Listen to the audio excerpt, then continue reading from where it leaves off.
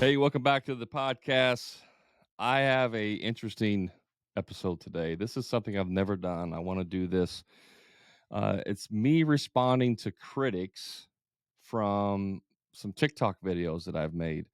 I made one yesterday that went somewhat viral, and I had hundreds and hundreds and hundreds, over 1,000 comments. Most of the people were like agreeing with it, and I had a lot of people that were criticizing and commenting, and I just want to respond to these. I did some videos on TikTok responding, but I want to do a podcast where I respond to these comments because there's lots of value in this. And so I'm going to read what they say, and then I'm going to give a response to that. So the specific video that I posted was essentially me telling you that you need to mark up your labor and materials 100%. If you've listened to my podcast, you already know this. But in this TikTok video, I do edit another video, and I said you need to mark up your materials 100%, your labor 100%, in order to get a 50% gross profit. This is not new. I've talked about this until I'm blue in the face. But for whatever reason, this particular video took off, had a couple 100,000 views so far, and a lot of people are upset with this. And it's somewhat comical. Some people are, have good comments, and I want to address these. So the first one is, how many competitive bids has this system secured? Talking about charging, getting the 50% gross profit. I actually did a response video to this, but the answer is zero. Zero competitive bids have come out of this system. And the reason is because we don't compete on pricing, and neither should you. You should never, ever, ever compete on pricing. When you compete on pricing, you become a commodity. Okay. So the answer is, how many competitive bids have you won? It's zero, because you shouldn't be competitive. Now, if you talk about how many bids have people won using 100% markup and getting a 50% gross profit, it's in the thousands, in the many, many, many thousands. I'm not the only one that talks about or teach this type of profit margins. There's lots of other coaches that say the same thing or similar, and they have clients and students that are doing this. So there's probably, if I had to guess, in the tens of thousands of contractors who are getting these kind of profit margins on the regular. That one wasn't a bad one. The next one I got lots of these comments. This might work for small jobs, but it would never work or be competitive. There's that word again, competitive, on higher value projects. Most companies won't hire someone with over 10% margins. Well, 10% margins is absolutely ridiculous. If you're only getting 10% margins, unless he's talking about net and confusing gross and all that, you might be able to have a decent business on a 10% net margin. But on a gross margin or a 10% markup, if that's what he's talking about, there's no reason you should be in business. Like, you should just close up and go work for someone else, right? 10% is ridiculous. That's an absolute ridiculous margin. Secondly, why would your customers know your margin? Because you should never disclose that information. They should never know what your margins are. If you're doing line item pricing, stop it right now. Quit doing that. Now, I understand that some business models and some business trades do this. It's more common, like a plumber who does service work. They may do line item pricing, labor, materials, so on and so on. But you still don't have a markup in there that says, I'm marking up, X. That should be factored into either your material cost or your labor cost. Okay. So you should never know what your margins are. But this does work on higher projects. It absolutely works on higher projects. I know home builders that are doing $300,000, $400,000, $500,000 jobs and getting 100% markup. They're building a $300,000 house and selling it for $600,000. I know home builders doing this. Does that mean it's going to work in every single city, in every single location? No, it doesn't mean that it's always going to work across the board. Okay. But does it work? The answer is yes. It 100% works at any price point.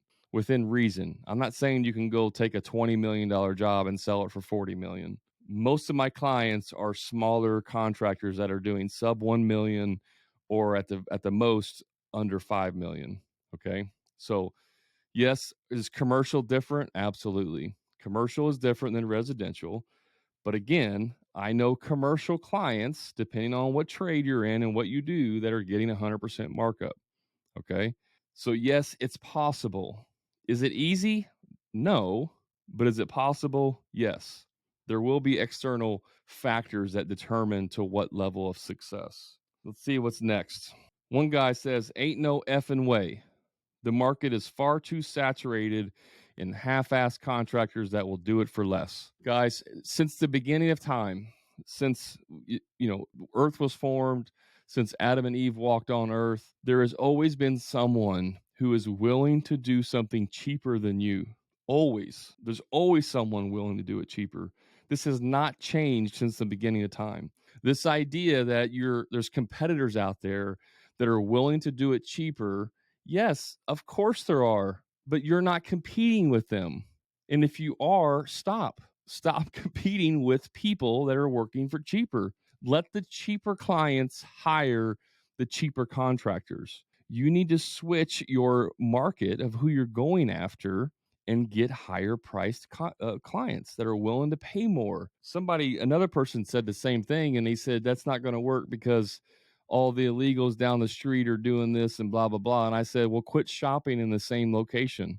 If you're competing against people that are getting cheaper pricing, the contractors that are winning cheaper price bids, it's because you're shopping in the wrong location. Don't go to Walmart and say, well, people aren't willing to pay premium prices. Well, that's why Target exists. Target is more expensive than Walmart, but Target has a little bit nicer things in there. And then you go to the next store, and then you have Nordstrom's and always different levels. There's levels to every game, guys.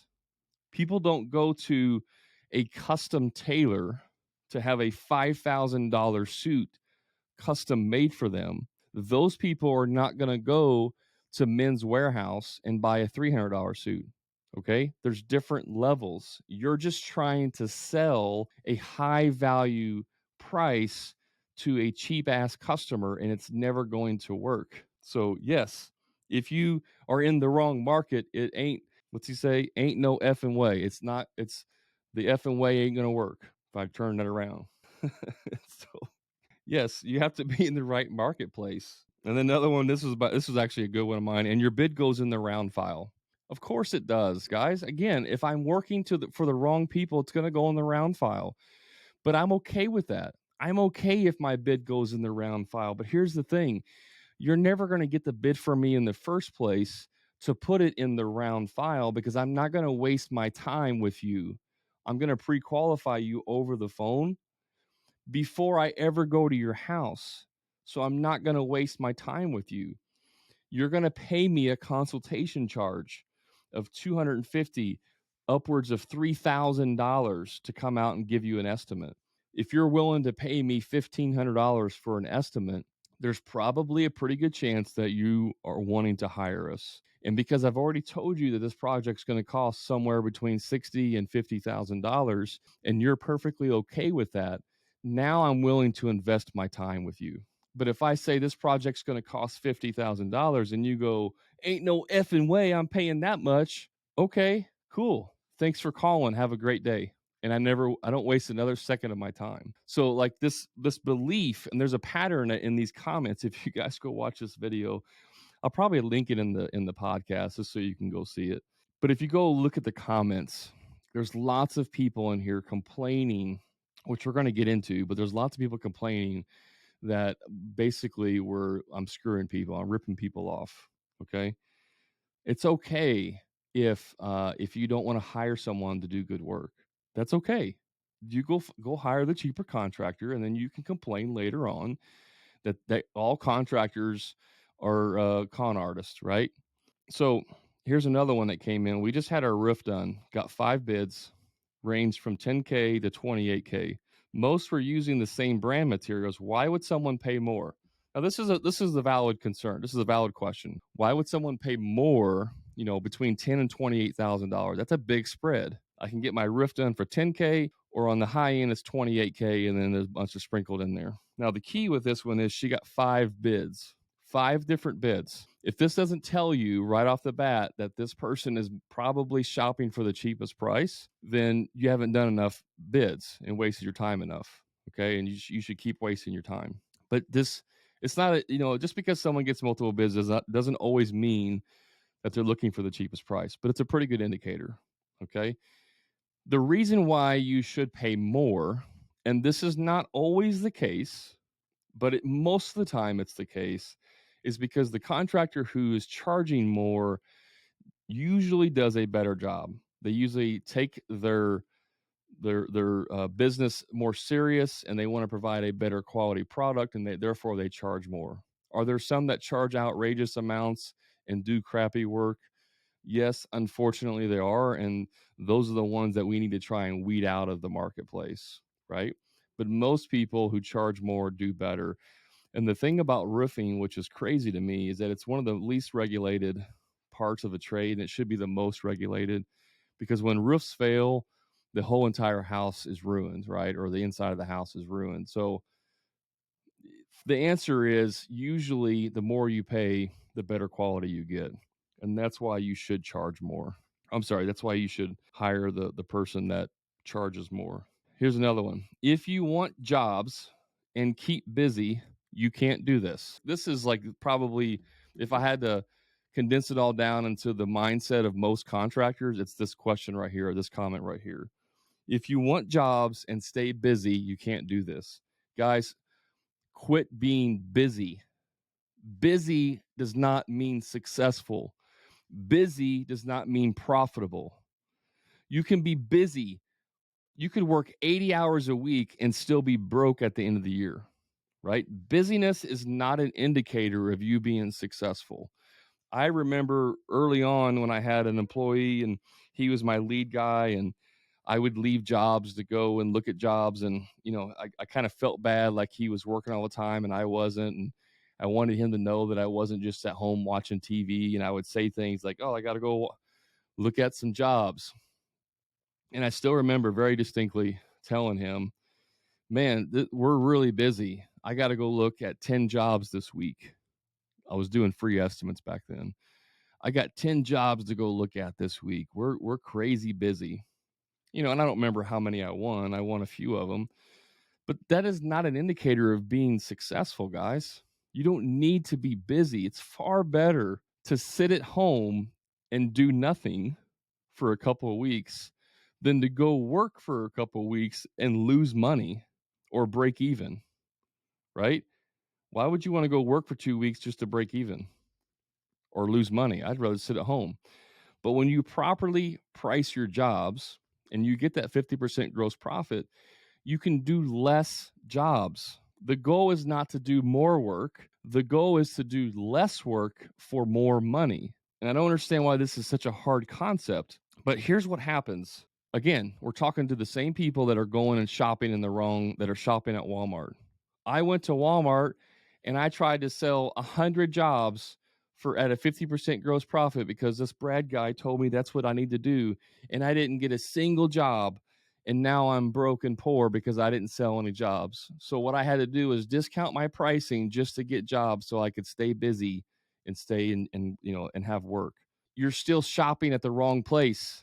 And you will always have that problem as long as you're shopping at the wrong store. So elevate who you go to and start selling jobs at a higher gross profit. I could sell one job at a 50% gross profit, okay, that lasts 2 weeks, and make 10% more money than you if you sell 2 jobs at a 20% gross profit and work the entire month. So I can do one job, make 50, you do 2 jobs, collectively make 40%, and I still make 10% more money than you, and I work half the time. That's what you want to do. You don't want to stay busy. The next thing that piggybacks on this is, well, if you have employees, you got to keep them busy or they'll quit. Now, there is truth in that. If you can't pay your guys, if you can't keep them busy, they're going to quit, right? But here's the thing. Most contractors that I talk to who have multiple employees, like upwards of 3 to 6, have 3 to 6, or I should say 1 to 3 too many employees. They have more employees because that's the only way they can make profit. But if you're profiting correctly, you don't need as many employees to make the same money. So you don't need as much work to keep them busy. Instead of having 6 guys, you can do the same amount of work and make more money with 3 guys. And so you have 3 guys less amount of work that you have to produce. So you don't need to sell as many jobs. And I'm oversimplifying this on purpose, but that is basically what you're doing, what you can do. A lot of these guys have too many people because they're only making $10 an hour extra off each person. So they hire more people so they can make more money, right? But it's because they're not charging enough in the first place. What's some other ones we got here? There's tons of people saying great video. Absolutely. I've been doing this for years. Listen to this guy. Like, there were an overwhelming response of people that are saying this is what you should do. Here's another one. I'd never work again because no one would accept my bids. Same, mindset. People don't know the difference between markup and margin. That's right. A lot of people don't.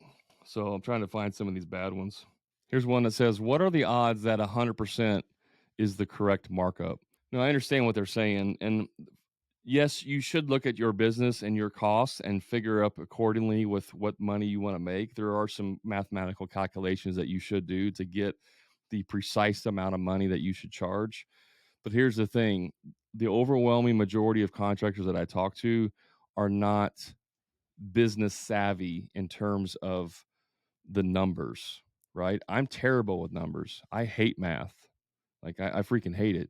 So this is the simplest formula that will produce a profitable result if you do it. Are there some companies that can do an 80% markup and still do well? Yes. Are there some that need to do more than 100% to do well? Yes. But across the board, if you do a two times factor, or your COGS times 2, or 100% markup, which will give you a 50% gross profit, unless you're wildly off on your overhead, like you're paying for so many things that you shouldn't be, you will have a successful business using this formula because it's a very basic and easy to understand formula. Are there more complicated ways of factoring markup and margin? Absolutely.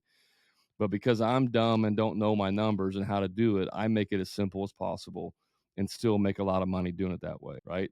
I like easy, because the more complicated it is, the less likely it is that you're going to do that.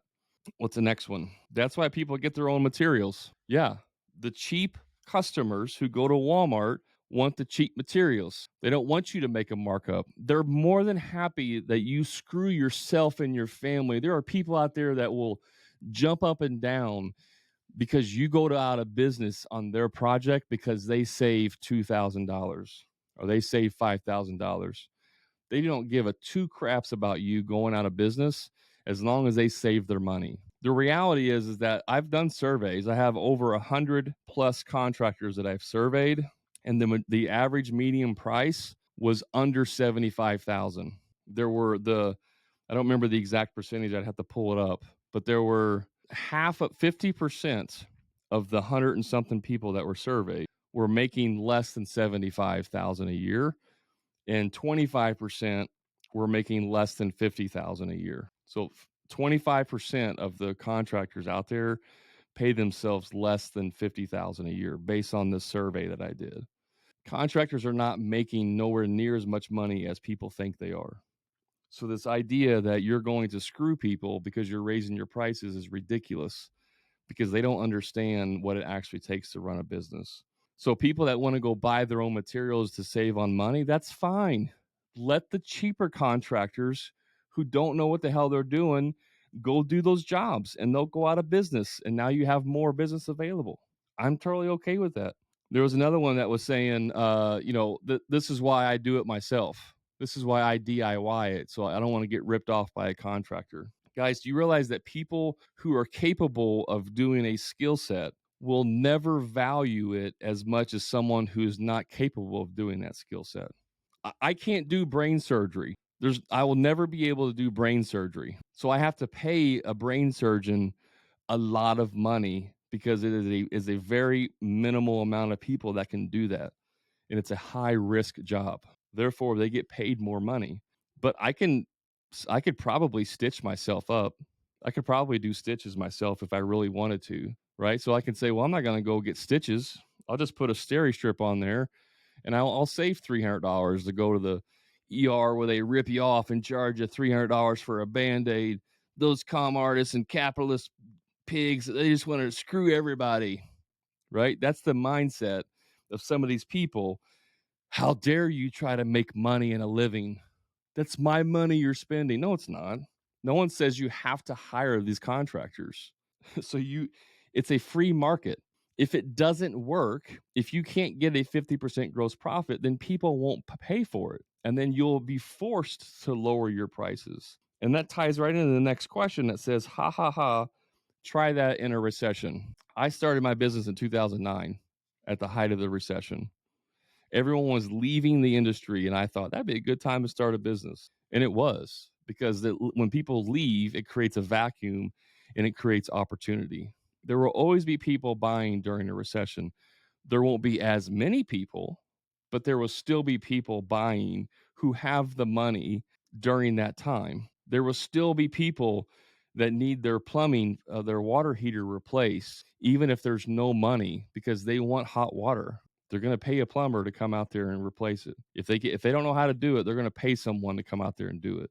If their electricity stops working, they're going to pay an electrician. That stuff needs to be done. If their roof has a hole in it, they're going to pay someone to come out and fix that because it needs to be done. So even in a recession, there's going to be people paying for it. There will be a lot less people, and it will be more difficult to find these people, but it's still possible. The other thing is that you don't use exceptions as a rule to govern how you do everything else. So during a recession, mind you, you have to change tactics. During a recession, might you have to lower your profit margins? Yeah, that's a possibility. But maybe instead of getting 50%, you only get 40%. There's still contractors out there only getting 20%, but they're not getting the work at all because they're still shopping at Walmart. So yeah, during a recession, you have to change tactics. But you don't say, because in a recession it doesn't work, therefore I won't do it at all the rest of the year when everything's really good. That's really stupid. That's a dumb way to look at something. Of course, the exceptions are times where things don't work. But you don't use that as the norm. What's the next one here? Here's one. I wish I could. I'd never land a job. Yes, I've tried it. 20% is even getting scrutinized these days. Guys, this is just someone who has a limiting belief. They're shopping at Walmart saying, I can't even get people to pay 20%. I don't care where you live at. There's somebody who's willing to pay more. Always. In every city, I don't care if there's 300 people that live in your town. There's the top 10% that live there that will pay more than the rest of the 90% that live there. It may only be 10 people, might only be 20 people, 30 people, but they're willing to pay more, right? So this idea that it doesn't work is because these people, these contractors, they don't understand how to sell. This is why selling is so important. Most of these guys are order takers. They're waiting. Someone calls them and says, I want to get a bathroom remodel. Can you come out and give me an estimate? Sure. They go out there, they take their tape measure, they measure stuff, they give the client a price, and they say, here's the price, customer. It's $12,000. And the customer says, well, I just got a bid yesterday for 10,000. Oh, okay, well, okay. I'll do it for 10. I need the work. I'll do it for 10. This guy on TikTok, Brad or something, he's saying that you can charge more. That's crazy. I can't even get 20%. I marked it up 20%, which gave me 12, and they weren't even taking that. Again, it's because you're talking to the wrong people and you don't know how to sell. There was no selling involved in that process. There was order taking. Guys, going out and giving someone a number to do their job is not selling. That's order taking. Of course you're going to have trouble selling someone because you don't know how to freaking sell. Selling is about getting people to believe that you're the only one who can solve their problem. And if they want their problem solved, they have to pay your price. That is what selling is. Selling is not going out and doing a free estimate and then emailing them an estimate later on and then never hearing back from someone. That's not selling at all. That's order taking. And the reason why most of you are having a trouble with it is because you're order takers. You're not selling. Selling is communicating value through the process. What happens when a customer wants to pay for materials? You don't work for them. Pretty simple. Hey, Brad, I want you to come do this bathroom remodel. We're going to provide all the materials. I just need you to do labor. Nope, not doing it. Not doing it. I provide the materials so I can control the outcome, not just get the markup, control the quality of the outcome. I talked about this I think I talked about it on the podcast. Maybe, should you provide materials? Yeah. It's like going to a restaurant, gourmet restaurant, and giving them a McDonald's patty and then yelling at the chef because he didn't turn it into a gourmet burger. It's ridiculous. Stop working for people that provide materials. Does that mean, well, but Brad, there's this one exception where we're on Mars and there's only one place that you can get materials and they want to provide the 2x4 and that's the only way I can get work, I guess. It's always the exceptions. I always make all my decisions in my business based on 1% of the time that this happens. This goes back to try it in a recession because 1% of the time is every time. No, it's not. It's not. Okay. Stop trying to use exceptions to justify the norm because you suck at doing the norm. The exceptions are called exceptions for a reason. They're outliers. They're 1 out of 100s, right? It's the things that almost never happen. And we don't build our business and run a business based on the exceptions. So they want to provide materials? Great. Let them provide materials for another contractor. That's not you. Here's a good one. This would only work on jobs with no competition and no other bids. Ha ha ha ha ha ha ha ha ha. It's just not even true. I mean, come on. It's not true at all. There works with people with lots of bids and lots of competition if you are good at what you do, if you provide real value, if you know your real value, if you learn how to solve problems instead of taking orders. It works. I promise. Here's a really good one. Oh, the great inflation begins. A lot of these guys don't even know how inflation works. You raising your prices does not create inflation. If anything, it lowers it. I mean, if it had any impact, it would lower it because if everyone raised their prices, demand would lower, which would bring prices back down. It's not because you're raising your prices. Does inflation add to the cost? Yes, it does. When a 2x4 goes from $1.30 to $4.50, yeah, it's going to cost more money to produce the work. But that's not your fault. It's not your fault that you charging more didn't cause inflation. This is the byproduct of inflation. So some of these comments are just absolutely dumb. Here's another one. The exception is on a turnkey project. Nope, it's not an exception. Like everything we do is turnkey. Everything that most of my clients do are turnkey. So it's not the exception, it's actually the norm. So on a turnkey project, you are providing more value. And so therefore you charge more and you make more money. So it's actually the complete opposite of what this person said. It's not on a turnkey. It would be on a piecemeal. Like if you were doing labor only work, then yeah, it would be much harder to do that. The complete opposite. Here's one: robbery. I love the fact that people who have never owned a business, who have never, have no business sense whatsoever, they know what your profit margins should be, and they know what your overhead costs are, and they know that you're robbing them, that you're ripping people off, and that you're screwing people. Guys, that's the biggest joke, and don't fall for that crap. Okay? Nobody has to hire you. Again, this is how free market works. People don't have to hire you. If you price yourself out of the market, then the market will tell you, hey, we're not willing to pay your price. But if you only shop at Walmart, then everyone's going to tell you that they're not willing to pay your price. If you shop at, the custom tailor, and he says that he's not willing to pay your price, then maybe you're too expensive. Maybe there's a recession that you need to consider changing your pricing structure. But you can't go shop at Walmart and then say, oh, the whole world's falling apart. No one wants to pay anything. No one's willing to pay more. It's not going to work because you haven't shopped at the right place. You haven't found the right clients who are willing to pay you what you're worth. And it's not robbery. Just because somebody is on, is living below their mean or living above their means, and they don't make much money, it is not your responsibility to lower your costs and screw yourself and your family and your employees and their families just so Joe Blow can get a deal on his project. This is capitalism, but more importantly, this is how the real world works. If you live in Afghanistan, you either grow your own food so you can eat, or you learn a skill so that you can create things and then barter with someone who has food.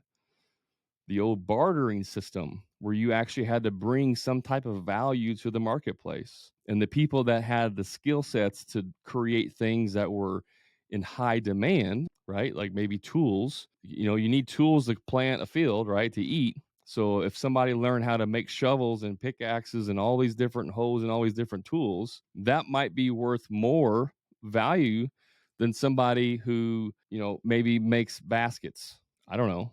But the more value you provide to the marketplace, the more you're paid. So this idea that you are robbing people is absolutely ridiculous. You're not robbing anyone because you're not putting a gun to their head and saying, you have to hire me or I'm going to kill you. So they have the option of free will, right? Now we can get into the unethical part of it where you take advantage of people, but I've never once said that you should take advantage of someone. Never. Matter of fact, integrity is extremely important to me. Being ethical is extremely important to me. And being, even though I hate the word fair, being fair in the sense of not taking advantage of someone, that's important as well. So, no, you're not robbing someone. If someone who can't afford you decides to hire you and they spend all their money on your services, that's on them. It's not on you to carry the burden of that belief. I'm telling you right now, if you're listening and you're struggling with this, charge them appropriately. Okay. This is the get out of jail. This is the get out of moral jail card right here. If you're having a hard time with charging someone 100% and getting a 50% markup, and you feel like you're taking advantage of someone, like you're making too much money, here's what you can do. At the end of the project, if you indeed make too much money, then give some of it back to them. If that's what you want to do, or donate a portion of that to a charity who actually needs the work, needs the money, not Joe Blow customer who spends, $100 a week on cigarettes and complains that you're charging too much. Not that guy. Go donate it to a charity who needs the money. And if you need some charities, let me know. I can recommend some. But if you have a moral dilemma about making too much money, then donate it to a charity or give it back to them. But I promise you, if you underbid the job, they're not going to come and give you more money at the end because they feel bad for you. They will say that's your fault for not estimating correctly. So these same people that say you're ripping them off will have no problem ripping you off the second that happens to you. And you should not feel bad about that whatsoever, as long as you're providing good value. Let's do one more here and then we'll wrap it up. Here's one. It's another contractor. How much heavy equipment do you own? I can't sell a load of gravel to anyone for $700, not including trucking. Well, yeah, like I said, it doesn't apply across the board on every single trade 100% the exact same way. But my uncle actually owned a trucking company for like 40 years. And so I understand a little bit about this.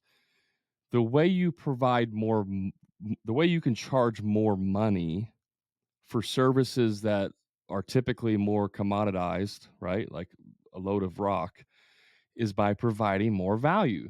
What can you do as a trucking company who delivers rock to someone? What can you do to provide more value? You have to figure this out and you have to come up with clever ways to provide more value. Could it be 1 hour service? Maybe you can provide 1 hour service from the time they call until you get the rock is 1 hour guaranteed. Would I be willing to pay maybe $100 more or $50 more or whatever it is if I needed it in 1 hour? Probably so. If everyone's saying it's going to be 2 days before we can get rock out there and I need it this afternoon and this company can bring it to me within 1 hour, I would pay more money for that service. Now, I'm not saying it's, $300 or $400 more per se, but it's still more money. What else could you do? This is where you look at the marketplace and you look at what the demand is and you look at who's not meeting the demand. Where's the gap in the marketplace that you can provide more value? And the easiest way to figure this out is to go to your competitors and read their reviews. Go read what clients are saying about your competitors. Read the good ones and read the bad ones. The bad ones will tell you where they're falling short. The good ones will tell you what they're doing right, and you need to replicate that. If you go read your competitors and all the negative reviews are saying, they didn't come for 2 days, or whenever they came out here, they left ruts in my yard, or what else? They didn't bring enough rock. When I told them I needed more, they shorted me. Like whatever it is, you find out what those problems are and then make sure that you over deliver on those, right? There's things you can do like not leave a rut in the yard. I'm sure it's happened before. Truck comes and leaves rock. I actually, at my house, my first house I ever bought, had a single axle dump truck come drop some rock off for our driveway, and then he had to turn around like in the yard to get out and got stuck in our yard, right? Left big old ruts. It was my uncle. It was actually my dad that was driving the truck. But my point is, it's still a real thing, like trucks getting stuck and leaving ruts. So what could you do to maybe eliminate that? Maybe you carry steel sheets on your truck that you can lay down and drive over. I don't know. I'm just spitballing here. My point is, you figure out where the voids are in your marketplace and then provide a solution that none of your competition is providing, and you can charge more for your services. That's how that works. So guys, I hope you enjoyed this format. I probably won't do it again, or unless you want me to. If you like this, if you want me to respond to more criticism on different things, let me know. I'll do another one of these maybe in the future. But I just thought this would be a fun little change and provide value through these, this criticisms of what we're doing. Keep your head up, guys. Listen, this is my advice to you right now. Turn off the news. Stop listening to all the fear mongering and keep your head down and work hard and charge accordingly. Get your money now. Is it going to be harder in the future? Possibly. It is. But guess what? We'll deal with that when we get there. We don't start today by discounting our pricing so that in 6 months to a year, we have to discount more. No, you get as much money as you can now, and then we'll deal with that in the future. Okay. So keep your head up or down. I guess I just said keep your head down. Keep your head down in your books and working hard, but keep your head up and don't let this stuff discourage you, because you can do it. I know you can do it. And if you want any help doing it, reach out to me and I'll be sure to help you with that as best I can. All right. I appreciate you hanging out today. You can find me on TikTok, Instagram, TikTok, Facebook, Instagram, Hammer and Grind Podcast. Go check it out. I'll throw the link to this video in the show notes so you guys can go have a good laugh at the comments.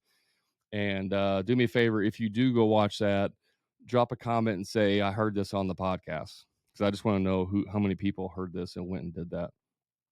Just, listened on the podcast in the comments. Appreciate y'all. And remember, until next time, guys, profit is not a dirty word.